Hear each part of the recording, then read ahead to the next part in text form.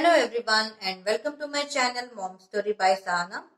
तो आज फिर आपका स्वागत है अडॉप्शन से रिलेटेड हिंदी एपिसोड्स में।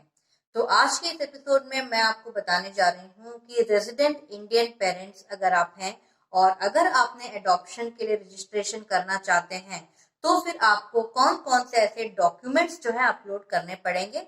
हालांकि ये कारा की वेबसाइट पे ऑलरेडी दिया हुआ है, लेकिन आप लोगों की सुविधा के लिए मैं इसे लिस्ट कर दे रही हूँ।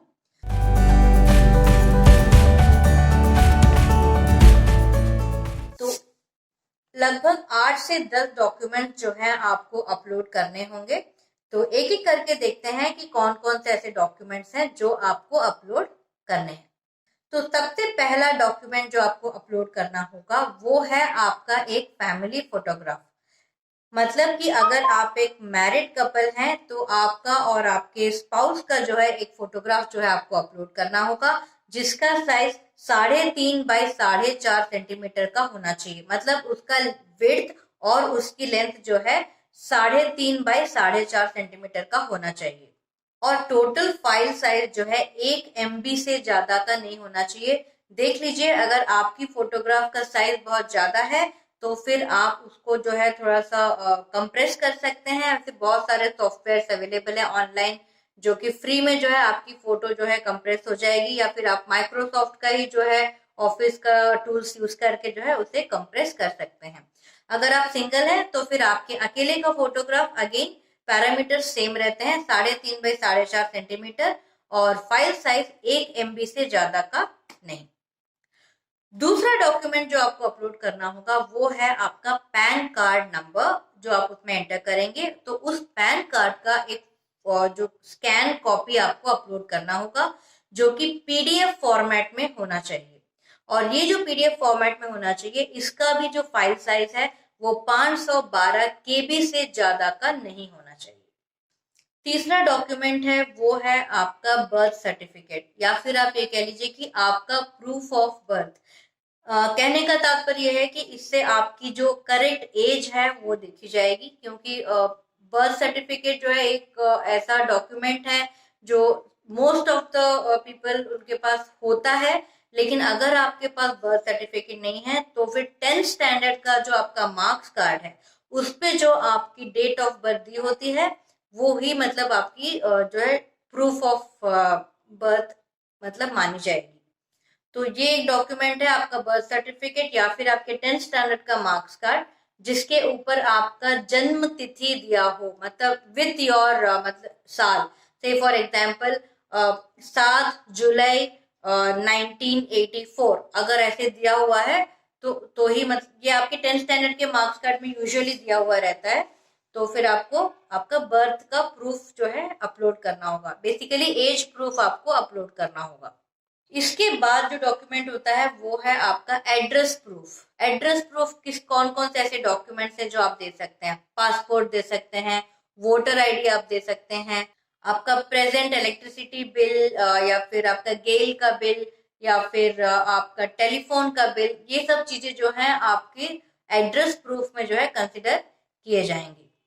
नेक्स्ट इंपॉर्टेंट डॉक्यूमेंट जो आप लोगों से मांगा जाएगा वो है इनकम प्रूफ, या फिर आपकी प्रेजेंट ऑफिस या फिर प्रेजेंट वर्किंग ऑर्गेनाइजेशन से जो है एक लेटर, या फिर उसकी उसकी लेटर हेड का जो एड्रेस है ये आपसे मांगा जाएगा।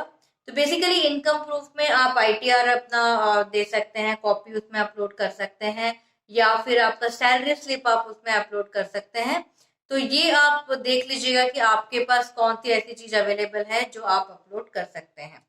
हालांकि इनकम प्रूफ मांगने का उद्देश्य सिर्फ इतना है कि आप जिस बच्चे को भी गोद लेना चाहते हैं उस बच्चे की आप एक डिसेंट तरीके से परवरिश कर सकते हैं या नहीं कर सकते हैं, बस ये जानने के लिए इनकम प्रूफ जो है मांगा जाता है।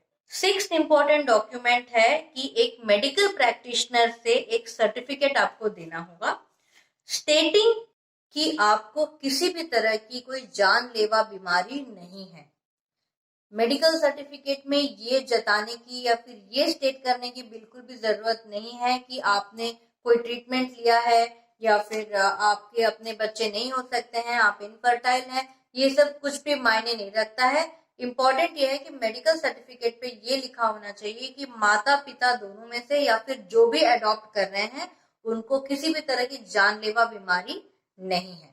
इसके बाद सबसे ज्यादा इम्पोर्टेंट जो डॉक्यूमेंट है, अगर आप कपल हैं तो फिर आपकी शादी का सर्टिफिकेट, मतलब मैरिज सर्टिफिकेट, जो रजिस्ट्रार ऑफिस में रजिस्टर किया हुआ हो। तो वैसे तो एडॉप्शन का आपको ऑलरेडी पता है कि अगर आप कपल हैं और आप एडॉप्ट करना चाहते हैं तो कम से कम आपकी शादी 2 साल चली होनी चाहिए। मतलब 2 साल तक आपको शादीशुदा होना पड़ेगा, तभी आप एडॉप्ट कर सकते हैं। तो मैरिज सर्टिफिकेट बहुत ज्यादा जरूरी है। तो प्लीज, अगर आपके पास मैरिज सर्टिफिकेट नहीं है तो आप मैरिज रजिस्ट्रार ऑफिस में जाके अपनी शादी रजिस्टर कर सकते हैं। अगर शादी काफी पुरानी है, लाइक 4-5 साल हो चुके हैं और अभी तक आपने रजिस्टर नहीं कराया है, तो आपकी शादी का इनविटेशन और उससे रिलेटेड कुछ डॉक्यूमेंट्स वो लोग बताएंगे रजिस्ट्रार ऑफिस में। तो वो डॉक्यूमेंट्स आप लेके जाएंगे तो फिर आपका जो है मैरिज रजिस्ट्रेशन वो लोग कर देते हैं। तो मैरिज सर्टिफिकेट जो है बहुत ज्यादा जरूरी है।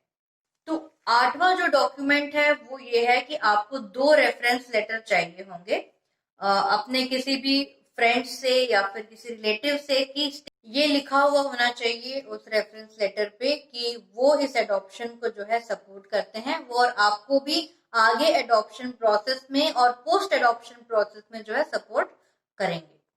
तो ये 8 डॉक्यूमेंट्स एक कॉमन है जो ऑलमोस्ट सभी के लिए अप्लाई करते हैं। तो लेकिन अगर आप डिवोर्सी हैं तो फिर आपकी डिवोर्स डिक्री जो है वो लगेगी, उस वो सर्टिफिकेट या फिर वो जो डॉक्यूमेंट है वो आपको इसमें रिक्वायर्ड होगा, वो डॉक्यूमेंट आपको अपलोड करना होगा। इसके अलावा अगर आपके ऑलरेडी कोई बच्चे हैं, चाहे बायोलॉजिकल हो या एडॉप्टेड हो, और वो 5 साल के ऊपर के हैं, तो फिर बड़े बच्चों का, मतलब ओल्डर चाइल्ड का कंसेंट जो है वो भी आपको लेना पड़ेगा कि वो इस सिबलिंग के लिए या फिर वो इस तरह से अपने सिबलिंग को पाने के लिए राजी है या नहीं है। तो ये हो गए 10 डॉक्यूमेंट्स जो आपको जरूरत पड़ेंगे जब भी आप रजिस्ट्रेशन करेंगे। तो इससे पहले ये डॉक्यूमेंट्स अपने तैयार रखिए, उसके बाद ही आप ऑनलाइन रजिस्ट्रेशन फॉर्म फिलअप करना शुरू कर सकते हैं। आई होप आज का ये वीडियो आप लोगों के लिए काफी हेल्पफुल रहा होगा। तो अगर आपकी और भी कोई क्वेरीज है, कुछ आपके डाउट्स हैं, तो प्लीज आप मुझे मेरे मेल आईडी पे जरूर मेल करिए, मैं कोशिश करूंगी आपको रिप्लाई करने का। और आप कमेंट सेक्शन में भी कमेंट कर सकते हैं। तो आज के लिए बस इतना ही, लेकिन मैं अपने अगले एपिसोड में आप लोगों के बहुत ही ज्यादा ऑन डिमांड जो वीडियो है वो मैं लेके आ रही हूँ। वो ये है कि काफी लोगों ने मुझसे पूछा है कि होम स्टडी फॉर्म कैसे फिलअप करना है। तो उसमें काफी लोगों को कंफ्यूजन होता है कि मोटिवेशन में क्या लिखना है, मुझे समझ में आ नहीं रहा है। होम स्टडी फॉर्म जो है वो फिलअप करने में हमारी मदद कीजिए, उसको समझने में हमारी मदद कीजिए। तो नेक्स्ट एपिसोड में मैं आपके लिए होम स्टडी फॉर्म को कैसे फिलअप करना है और उससे रिलेटेड बातें मैं आप लोगों को बताऊंगी। और तब तक के लिए take care, but stay tune to my channel mom story by Sahana.